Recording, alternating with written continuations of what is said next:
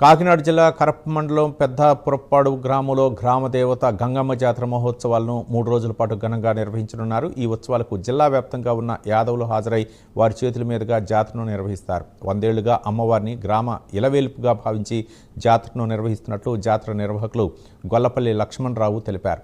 ఇక్కడ అమ్మవారు కోరిన కోరికలు తీర్చే కల్పవల్లిగా భావించి భక్తులు కొలుస్తారని ఆయన చెప్పారు.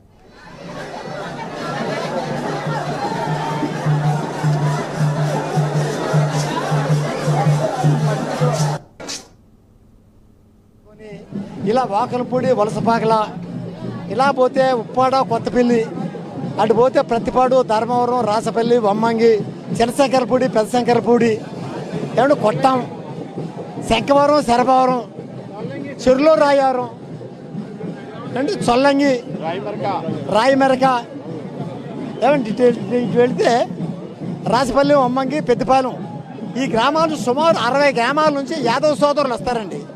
మేము చేయడంలో మా పాత్ర ఎంత ఉందో అంత యాదవ సోదరుల పాత్ర ఉంది. ఇక్కడ యాదవ సోదరులు వచ్చి 3 రోజులు కూడా ఉచితంగా గార్డీలు చేస్తారండి. అది వాటి తప్పిడి గుడితోటి వాళ్ళు ఏమి కిరాయిలు తీసుకోకుండా వచ్చి వాళ్ళు 3 రోజులు కూడా గంగాదేవి సేవ చేస్తారు.